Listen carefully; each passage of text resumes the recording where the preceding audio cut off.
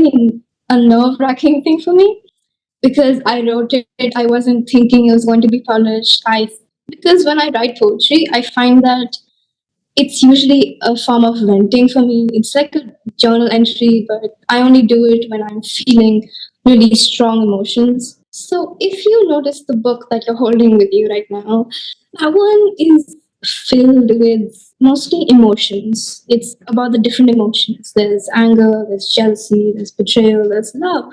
It's still important to talk about it from our perspective because again, like the more people who write at this age, and the more it's shared, the more we get to see different perspectives. Because what I'm writing is not necessarily what other people my age might be thinking. There was a lot going on. I moved. I was in a different school, and I both lost and made new friends. It was a lot. So, and I was trying to find myself, and all that bled and got incorporated into my book. Age 13 for any teenagers, specifically girls, I would say, that is an age where everything happens at once. At least I'm 14 now, and I feel like I've matured a lot more than I was a year back. And I'm a lot more stable, I'd say.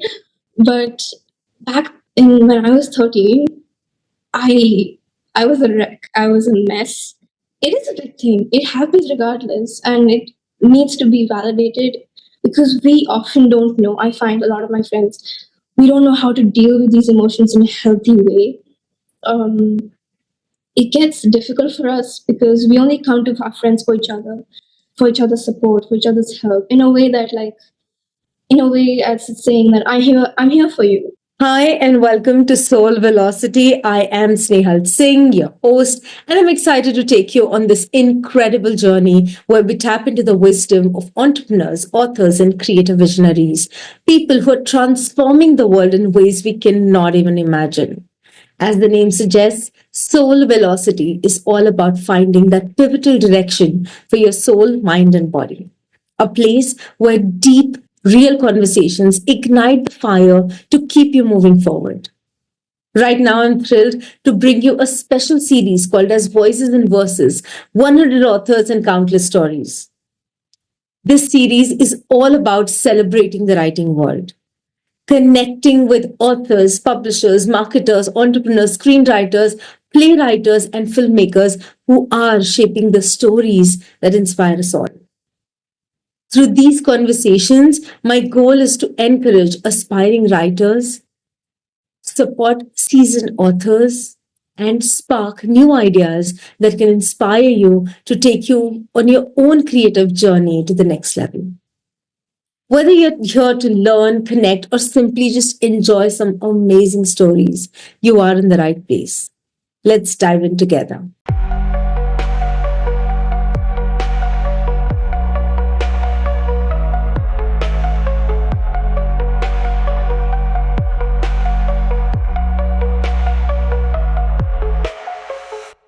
Hello and welcome to another episode of Soul Velocity. This is your host Snehal Singh, and we are doing some special episodes in the series called Voices and Verses 100 Authors, Countless Narratives. Today, I do have a special guest with us. She's absolutely young, yet she has some amazing in depth perspective of many things, and we're going to explore that. I'm talking about Ashi. Ashi is an imaginator. She fell in love with books at a very young age and has never recovered. And I love the way she says that. Today, she's pursuing her dream of being a published novelist. She's already done a poetry book, which I'm currently holding in my hand, Into a Teenage Heart. The poetry is amazing and in depth, and we're going to go into that conversation. But she's also practicing ballerina, another passion that she picked up when she was just 4, and she still continues to tiptoe every week. Uh, when she has free time, she just enjoys reading, writing, and of course, craft work and music. So let's talk to Ashi and see what she has to say to our audience today. So, Ashi, first of all, congratulations for your book. I think it's amazing, and I've definitely mentioned certain poetries that I really, really love. So, how did this happen? Tell us a little bit more about you and your book. Thank you. First of all, thank you for this wonderful opportunity. I am so glad to be here and be part of this wonderful podcast you have going. And well, so getting started about me. Well, you've already mentioned a bit about I like music. I do have a little passion for singing. I do dabble in arts and crafts, specifically origami.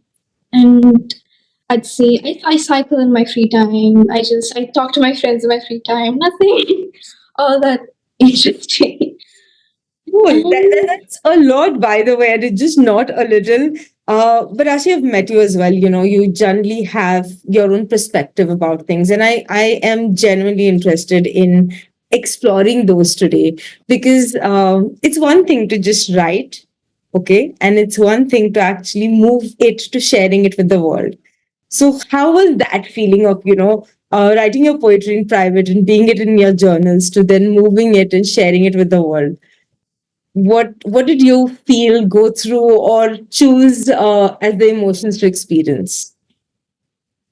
well, that's a very good question. It was a very a nerve-wracking thing for me because I wrote it. I wasn't thinking it was going to be published. I Because when I write poetry, I find that it's usually a form of venting for me. It's like a journal entry, but I only do it when I'm feeling really strong emotions. So it only comes out then, and it really free flows into from my mind into the paper.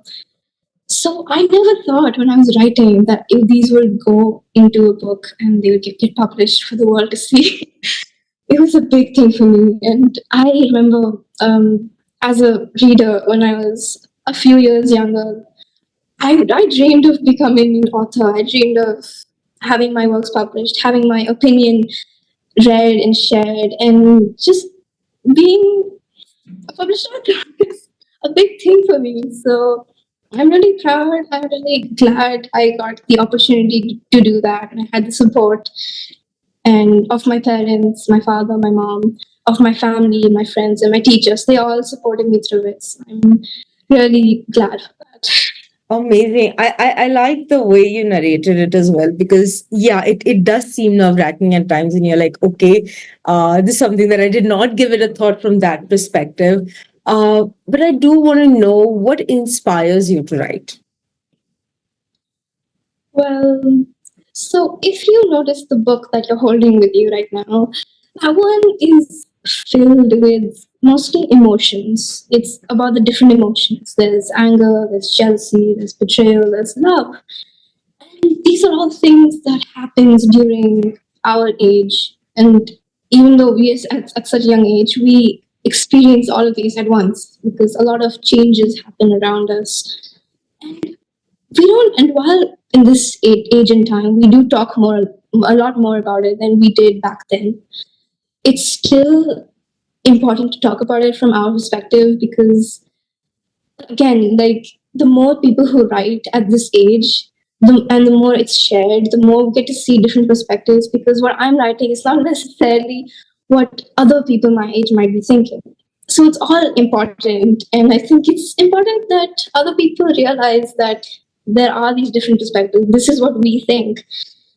And I thought, again, like I said, like I always write when I'm feeling really strong emotions. Like a lot of my poems I actually wrote when I was crying. So I was going through a lot. And at the time when I wrote this, which was about a year ago, there was a lot going on. I moved, I was in a different school, and I both lost and made new friends. It was a lot. So, and I was trying to find myself, and all that bled and got incorporated into my book. But Ashi, to be very honest, when we look at Gen Z and are a part of Gen Z, we generally make an assumption. And I personally, at least speaking for myself, I did make an assumption saying, you don't experience emotions the way we experience them. We think that we were very passionate about things, we felt things to the depth. But when I read your poetry, it changed my perspective towards, how you guys look at it. Okay. So few challenges that you feel that, you know, anyone your age definitely goes through, but it is overlooked generally by the adults. It may be your experience, or it could be experience of people you know, because knowing you and knowing your parents, I know that you still have a different environment, which would be very different with when it comes to your friends, people that you know and are going through. So, what are few things that you would say, for us when we are observing you? What should we really look at, and how should we connect actually? Again, a very good question, very important question. Um, so I would say age 13 for any teenagers, specifically girls, I would say. That is an age where everything happens at once. At least I'm 14 now, and I feel like I've matured a lot more than I was a year back. And I'm a lot more stable, I'd say. But back when I was 13, I I was a wreck. I was a mess. And it's a lot of stress. It's school, it's trying to fit in, it's trying to look nice, be good, be a good person. But at the same, it's a lot going on. And often the stress gets overlooked because it's like a paradox effect, you could say. It's talked so much on social media. People think, oh, it's just every person's problem. Why is it such a big thing? It is a big thing. It happens regardless, and it needs to be validated because we often don't know. I find a lot of my friends, we don't know how to deal with these emotions in a healthy way.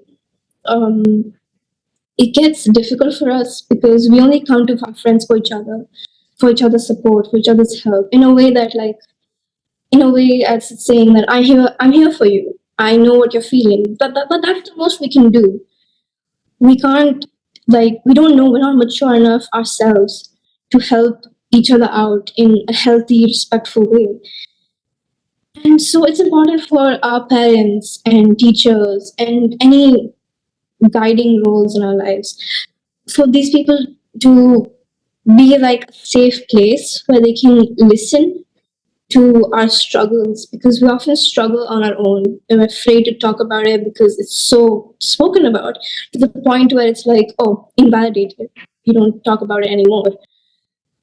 And it gets like, again, people generalize it like, oh, okay, you're having this, you're having this. Done.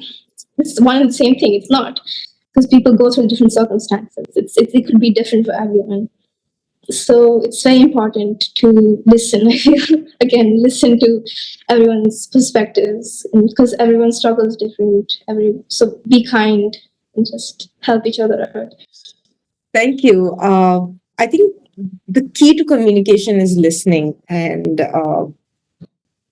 listening in with wanting to know or intent of knowing what is really happening rather than listening in to say something or comment. I think there is still a huge difference in that. And Yes. that's where it comes down to the core listening, just being and receiving before you actually come to any conclusions. And I'm glad that you said that, because while the statements may seem similar, the circumstances aren't similar, and therefore they cannot be generalized. Thank you for making that point. And Ashi, you're writing poetry as well as you're also writing novels. Okay, so is this something that comes naturally to you, or have you put in efforts in terms of studying, learning, research? Because you guys are amazing at research, like you know how to use tools and so on. So, how do you write? What is your style of writing? Apart from, of course, poetry, you've mentioned that when you are at your peak of emotions, it naturally flows in. But of course, when you're writing novels, things like that, there is a strategy, there is something that you're doing. So, can you share a little bit about that?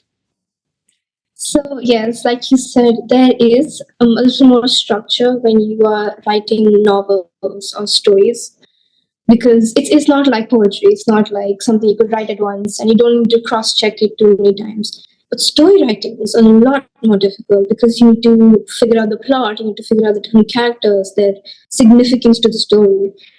I found that one quote I heard once, which wraps it out, which concludes what story writing feels like, and it's about just find a character.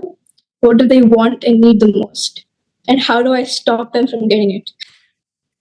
Wow. As easy as that. As easy as that. So that there's growth from starting of the story to the end. So there is all that character building, the world building, and especially if you're writing fantasy, it's you can make new spells, you can make new systems. It's very hard, and you can't have a lot of plot holes either because that doesn't make the story very good. So the planning it does take a while, and the first draft is never going to be good. I haven't written one myself, but I know from the little that I did write that it's incredibly hard, and that's why I have my respect for people who've written stories. Just comment like that, and especially like if you're writing a murder mystery or something, not easy. I'm glad to hear this, Ashi, because at times saying that, it just naturally comes to me versus knowing that every step has a level to it, and there is work, there is a lot of hard work that goes in, even if you're looking at, even a short story, as you said, if it's fiction and you are creating these characters, there's so much more to be given to that. Do you have any writing routines? I know that, as you said, you love writing. So, do you have a routine? Do you have a discipline that I will definitely write once a week or once a day, or any of those kind of small rituals that you do? Well, strangely, I don't. Mhm. I don't actually. When I wrote these poems, I was not very regular with it. I just wrote whenever I felt like it. For discipline, while yes, I do like writing. Whenever there was an occasion in my school when we would have to write, then for like a write poetry or recite or anything, any short story, I was always up for the job. But for as a regular discipline, no, I never wrote like that. I would maybe tell myself in my to do list, Mhm. write this month, write something this month. But it would never be something concrete like a given time to it. That's okay. We all have our different styles, and I'm again, we explore the way we explore. So, what let's go back to your book. Okay, it's something that I have loved and adored. Which one of your poetry is your favorite amongst this entire? Well, if I had to think about it, what keeps me up at night? I like that one. Would you like to read a particular section that you really love, or even the entire one is your choice? But would you like a little bit your own voice? Should I? Yes, Okay, I have the book right here. I'll just get it. yes. Yeah, I have it. So, what keeps me up at night? I wrote that when there was the war going on, the Russia-Ukraine war.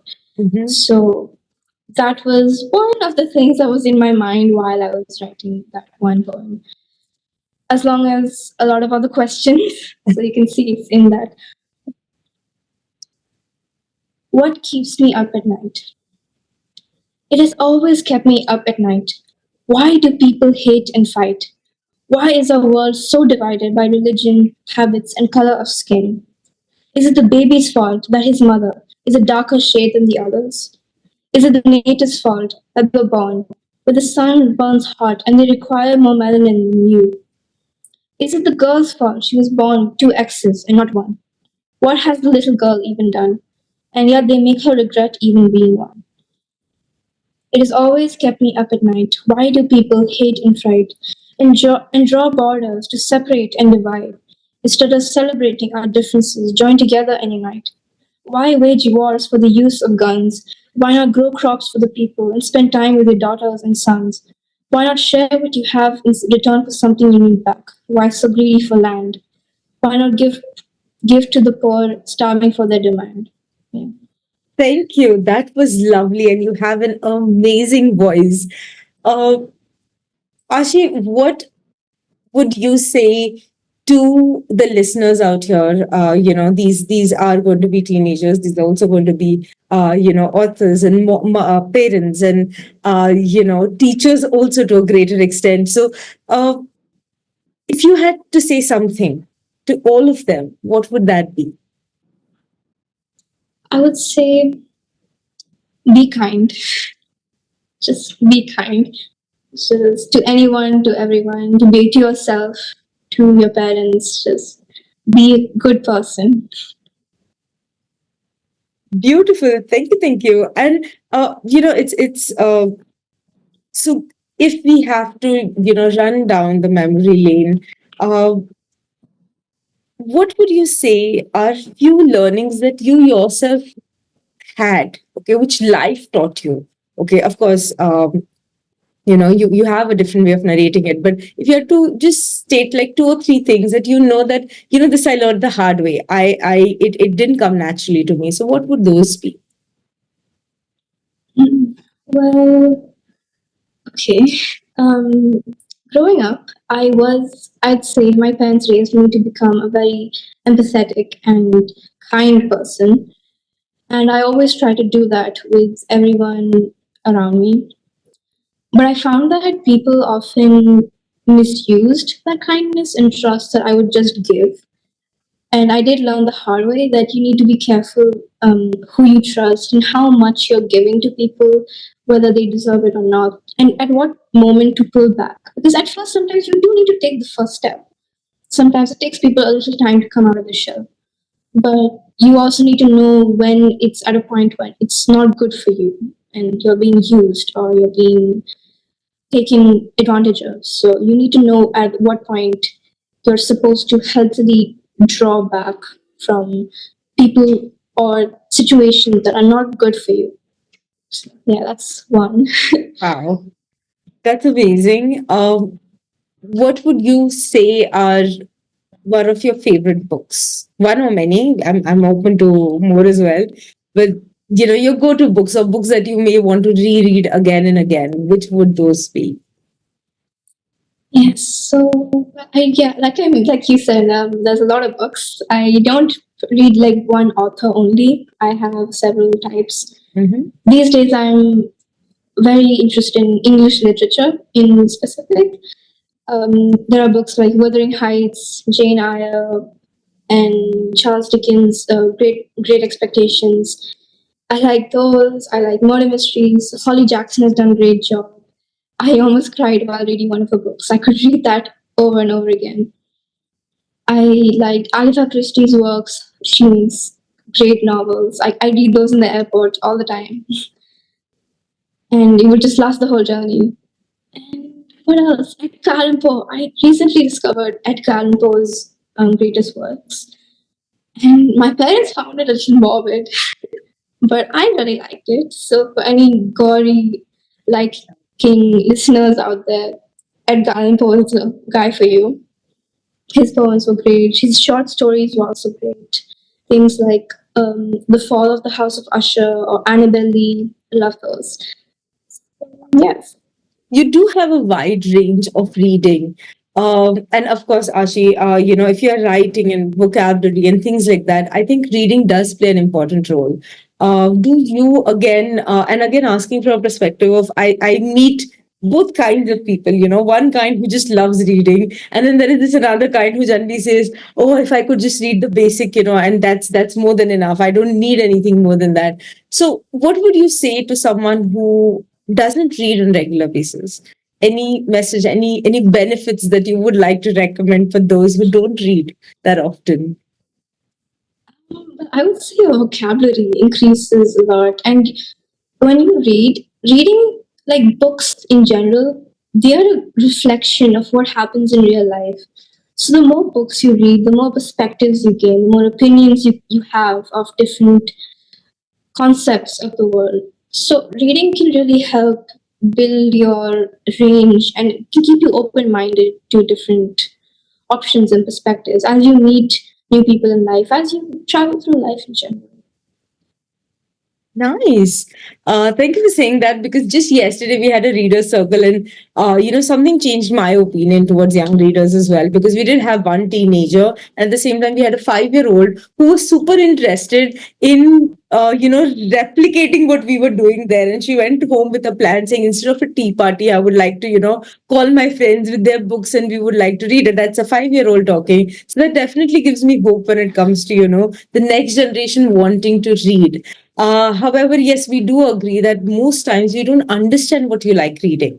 Okay. So are there any particular genres? I know you named a few authors already, but just for our listeners to ease out things, are there any genres that you recommend are something that do call out for young readers and should be encouraged to read that? Because you are a classic example of somebody who reads as well as writes. You have an amazing vocabulary. I've met you, I've heard you. So, any genres that you recommend for even parents and teachers being okay with kids reading it? Well, I'd say fantasy. Fantasy is the easiest one you can pick out. English literature, I really wish we could bring that back because the way people spoke back then in English, the way we, and compared to the way we speak right now, it feels like a downgrade. Mm-hmm. It's an unpopular opinion, but I would really would like to talk the way they talked back then. It's so charming, so miraculous. I love it. So English literature is one way to increase vocabulary and to increase respect in how we talk to people. Fantasy is for imagination, for creativity. So we do read a lot of that. A lot of my friends read fantasy. That's uh, actually that is all we get for our age group. That is all we get because I found that it's really interesting. I found that I was a little confused. I have been to many bookstores, many book fairs before, but there isn't really a section for people my age. When there's always a jump between children, like at the age of 10 and 11 to 16. There's a jump. It's just a jump. And they say that's for teenagers, 16 to 21. And then it's young adults and adults. There's no age, there's nothing for 13 to 15. It's usually it's just fantasy. And what if I don't want to read fantasy? What am I meant to read? And I will always wonder, I can't read things for 16-year-olds. I also don't want to read something it's for 10-year-old. What am I supposed to read if it's not fantasy? So I just feel like people should write more of that. So, what would you like people to write?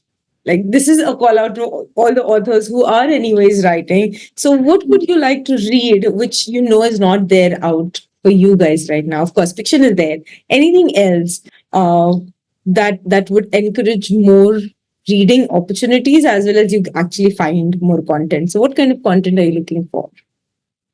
Well, I'm looking for more literature because I feel like we really lost that after a certain age. I'm also looking for more real life situations. So yes, there's a lot of like coming of age books, but again, those a lot of them starts at like 16, 15. Mhm. What about 13-year-olds? What are we meant to do? So that a lot of self-reflection, you could say, just things we might be able to relate to. Beautifully said. Thank you. I think that's a great takeaway for somebody like me to go back with that. Even being in this field, I didn't notice that there is this category which doesn't get addressed separately, and it is a different phase. I totally agree with you when you are moving, as you said, from 12 to even 13 and 13 to even 16. There is different things that you experience, and you would like someone to talk to that part of you. So thank you so much, Ashi. I think you have been amazingly incredible and you've given us so many, wisdom capsules, if I may say, for us to take away. So thank you for your time. Once again, guys, the book is available on Amazon as well as I think for Indian audience even on Flipkart. Into a teenage heart, what keeps me awake at night, by Ashi Singh. So Ashi, once again, thank you so much for giving us your time. And guys, I will see you soon with another author or a poet in our next episode.